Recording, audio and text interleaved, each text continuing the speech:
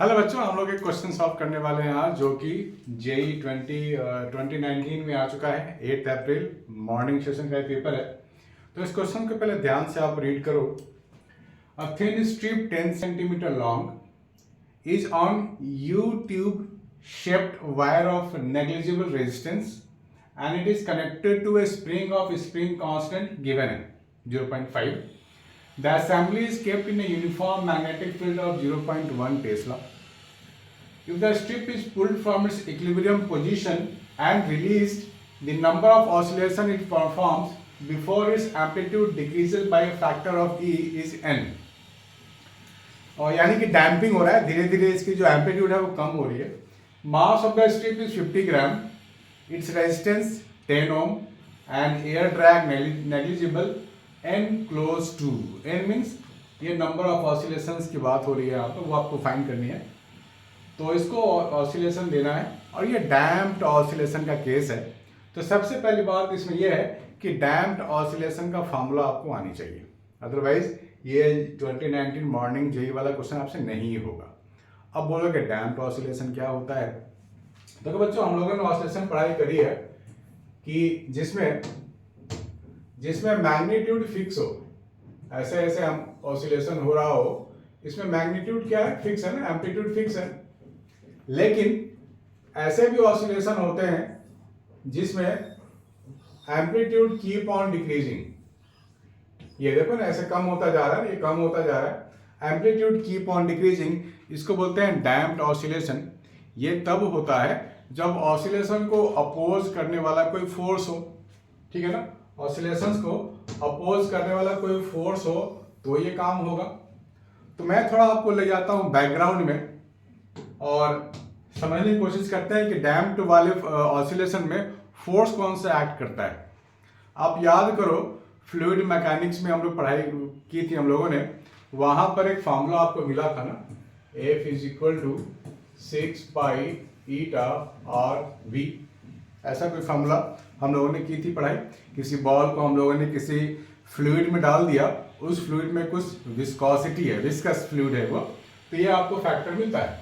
तो ये जो फैक्टर आपका बन रहा है 6 पाई ईटा आर वी, इसमें कांस्टेंट भी है, इसमें फ्रिक्शन भी है यानी कि ईटा है, और आर है मतलब ज्योमेट्रिकल फैक्टर है किसी बॉडी का, ठीक है ना।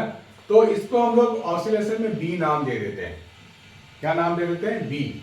F is equal to b. B आपको एक फॉर्मूला मिलता है डैम्प्ड ऑसिलेशन में, और यहाँ नेगेटिव साइन भी होता है जो ये दिखाता है कि force and velocity are inversely related. मतलब फोर्स की वैल्यू बढ़ेगी तो वेलोसिटी कम हो जाएगी, वेलोसिटी की वैल्यू बड़ी होगी तो फोर्स की वैल्यू कम हो जाएगी, ऐसा कुछ। यानी कि बी की जो बात होगी वो होगी F बाई वी, ऐसे लिख सकते हैं हम लोग। खैर, यहाँ पर बी हम लोग पॉजिटिव भी लेते हैं, अगर बी की हम लेनी होगी तो। नेगेटिव बी का मतलब नहीं है, नेगेटिव सिर्फ साइन दिखा रहा है, रिलेशनशिप दिखा रहा है फोर्स और वेलोसिटी के बीच का। ये हम लोग लिख सकते हैं, ठीक है ना। ये एक फैक्टर आपको मिल गया है। तो बेसिकली यहाँ जो डैम्प हो रहा है वो हो रहा है मैग्नेटिक फोर्स यहाँ पे इन्वॉल्व है ना, मैग्नेटिक फोर्स यहाँ इन्वॉल्व है और स्प्रिंग वाला फोर्स यहाँ इन्वॉल्व है, ठीक है। तो ध्यान देने वाली बात यह है, यहाँ पे स्प्रिंग का कोई रोल नहीं है। स्प्रिंग का रोल है भाई, उसको ऑसिलेट करेगा तो वापस आएगा, दैट्स द रोल। तो यहाँ पर जो हम लोग एम्पलीट्यूड का फॉर्मूला डिराइव करते हैं वो आता है A is equal to a naught e to the power minus t by r, ठीक है ना। ये फॉर्मूला होता है जो इंपॉर्टेंट होता है, और ये एम्पलीट्यूड का फॉर्मूला है, variation of amplitude. Amplitude very in this manner in damped oscillation. आप कहीं इसको लिख लो, ये है बड़ा इंपॉर्टेंट फॉर्मूला। अब आप पूछोगे सर ये आर क्या है? आर बेसिकली है 2m बाई वी। ये बी वही वाला बी है, 2m by v. M is mass, तो आर मेरे पास है 2m बाई वी। चलो बढ़िया है। यानी कि जब हम amplitude of function of time, तो ये ए नोट है e to the power minus t upon r. R को मैं लिख रहा हूं 2m बाई वी, ये लिख रहा हूं मैं। यहां पे बोल रहा है decrease by factor of e. Factor of e से डिक्रीज हो रहा है, लेकिन मेरे पास ई क्या है? e to the power minus t b by 2m है। लेकिन यहाँ पर आप देख पा रहे हो फैक्टर ऑफ ई बोल रहा है, यानी कि आपको मिलेगा E naught A naught upon e to the power t b by two m, t b by two m. तो यहाँ पर जो फैक्टर है वो ई का जो पावर है वो 1 है, यहाँ भी ई का पावर 1 है, तो दोनों को आप ना सब्स्टिट्यूट कर दो तो आपको क्या मिलेगा, क्योंकि कंपेयर करना पड़ेगा ना आपको, factor of e, factor of e. तो इसका मतलब ये हुआ कि हमारे पास जो t b by two m है दैट इज 1 है, यही तो लेना पड़ेगा, t b by two m 1 लेना पड़ेगा, क्योंकि ई यहाँ अकेला है, ई पे पावर 1 है। तो यहाँ से टी आपको मिल जाएगा 2m बाई बी, ठीक है ना।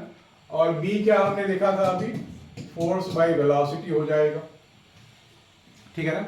तो मैग्नेटिक फोर्स का देखो बार बार जब ये लूप मूव करेगा ना तो क्या होगा, ड्यू टू इलेक्ट्रोमैग्नेटिक इंडक्शन ये करंट यहाँ फ्लो करेगा, उस करंट की वजह से इस कंडक्टर पे फोर्स लगेगा। तो आप लिखोगे B is equal to b square l square v by r, ये तो होता है magnetic force, magnetic force b square l square v by r. ये हम लोगों ने जब स्कूल के लिए पढ़ाई करी थी सीबीएसई बोर्ड के लिए, आईएफएससी बोर्ड के लिए, तब भी हम लोगों ने फॉर्मूला डिराइव किया था। तो आपको जो यहाँ बी मिलेगा वो क्या मिलेगा, b square l square by r मिलेगा, ठीक है ना, b square l square by r मिलेगा। तो आप क्या करोगे, आप यहाँ सब्स्टिट्यूट करोगे, T is equal to 2m by b, so 2mr upon b square l square, ये टाइम आप निकाल लोगे, ठीक है ना, ये टाइम आप निकालोगे। तो ये टाइम की वैल्यू कितनी आएगी 2, मास यहाँ पे 50 ग्राम है, ये हो गया 50/1000, रेजिस्टेंस क्या है 10 ओम है, बी स्क्वायर 0.1 का स्क्वायर तो 10 टू पावर माइनस 2 हो गया, लेंथ का स्क्वायर ये भी 10 टू पावर माइनस 2 हो गया। तो यहां से टी आप निकाल लो, ये 2 0 कट गए, 2 0 कट गए, यहाँ पे 1 0, ये -1 है, तो 10 इंटू 10 टू द पावर 3, तो 10 टू द पावर 4 आपको मिल रहा है सेकेंड्स।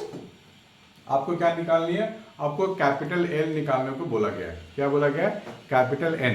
तो बेसिकली कैपिटल कैसे निकालते हैं, n into time period is equal to time, ये निकालते हैं ना। एक ऑसिलेशन होगा तो एन 1 लेंगे, 2 ऑसिलेशन के लिए लाइक दैट। तो यहां से आप निकाल सकते हो n is equal to t by capital t. अब आपको कैपिटल टी निकाल के देखते हैं कितनी वैल्यू आती है। पहले हम लोग कैपिटल टी निकाल लेते हैं। कैपिटल टी क्या है, 2 pi under root m by k है, ठीक है। मास 50 ग्राम तो केजी में होनी चाहिए, 50 into 10 to power minus 3। Spring constant k है 5 इंटू 10 टू द पावर -1, तो ये आपको मिल जाएगा 10, ठीक है ना। तो 10 to power 2 into 10 to power -3, ये आपको मिल जाएगा 2 पाई बाई अंडर रूट 10, ठीक, 2 पाई बाई अंडर रूट 10 आपको मिल गया। यानी कि 1 2 3 4 ये मिल गया, और इधर मिल जाएगा 2 pi by under root of 10, ठीक है। तो पाई और रूट 10, पाई और रूट 10 एक ही वैल्यू होती है ना। रूट 10 भी निकालो ना तो रफली पाई के इक्वल आता है, तो दोनों कट जाएंगे, 10,000 बाई 2 यानी कि 5,000 मिलेगा आपको। So best possible answer is 5,000 in this case, ठीक है बच्चों। चलो इसको नोट कर लो, और भी कोई डाउट हो तो आप मुझे भेज सकते हो, वीडियो सोल्यूशन मिलेगा। मिलता है नेक्स्ट वीडियो में, बाय एंड टेक केयर।